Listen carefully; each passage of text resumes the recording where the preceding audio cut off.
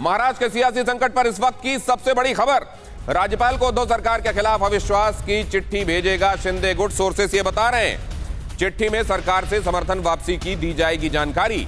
कल शिंदे गुट राज्यपाल को दे सकता है अविश्वास की चिट्ठी। इसका मतलब ये कि ये गुट भी अपनी भूमिका निभाएगा। ये नहीं लग रहा है कि सिर्फ वहां से दूर रहकर प्रभावी जो बहुमत है उसको कम करके ही ये काम होने वाला है। कपिल सर इस पर क्या सोचते हैं, मैं जानने के लिए आ रहा हूं, लेकिन उससे पहले Shiv Sena Bala Saheb, is this the rise of new empire? अगर ऐसा है तो ये न्यू एम्पायर बनता किसका दिखाई दे रहा है? जरा देखिए शिंदे गुट के पास विकल्प क्या क्या है।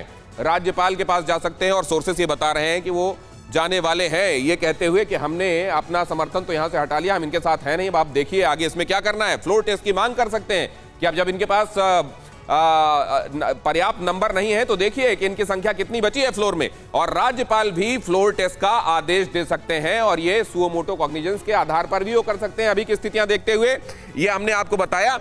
क्या अब इसके बाद, क्योंकि ये जो विकल्प है ये यही इसी रास्ते में, TV9 भारतवर्ष अभी जब आपको ये जानकारी दे रहा है, उससे पहले हमने इंफॉर्मेशन आपके लिए बनाई थी कि उनके पास विकल्प क्या है, और जाहिर है उसी राह पर अगर अभी एकनाथ शिंदे बढ़ते हुए दिखाई दे रहे हैं तो आगे क्या? कपिल जी देखिए, मेरा पहला एक सवाल है कि ये जो एंटी डिफेक्शन लॉ है और डिफेक्ट करने वाला कौन है?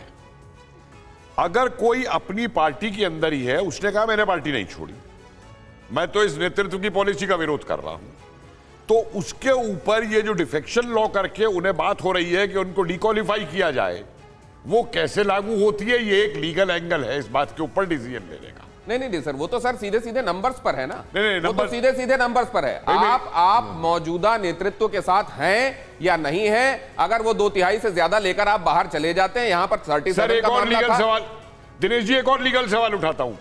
पार्टी का मतलब नेतृत्व के लीडर की डिक्टेटरशिप के साथ होना है या पार्टी के साथ होना है?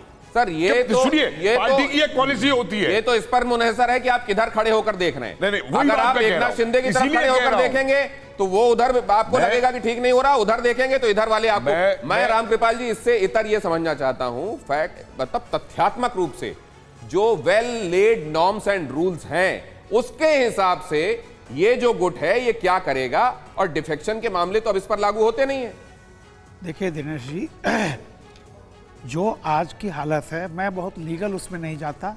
कोई भी पॉलिटिकल पार्टी अदालत के भरोसे सरवाइव नहीं कर सकती है, न कभी किया है।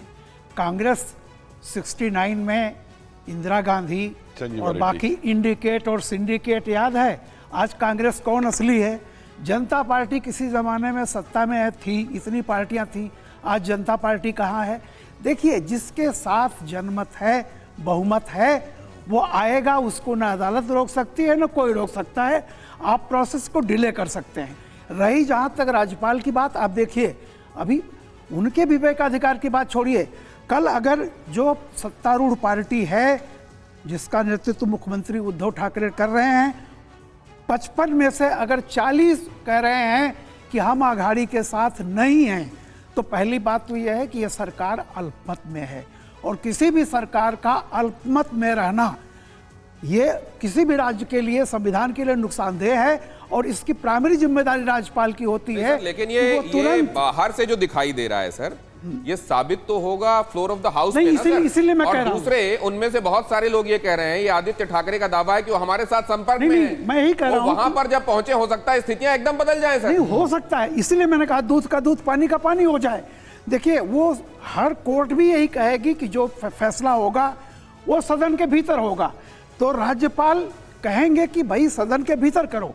और सबसे पहला जो फैसला होगा, जिस पर सुप्रीम कोर्ट ने भी आज माना है कि जो डिप्टी स्पीकर हैं उनके ऊपर सवालिया निशान है, और कोर्ट ने कहा है, ऑब्जर्वेशन में कहा है, आदेश नहीं है, कि अपने मामले में ही खुद जज आप नहीं बन सकते हैं।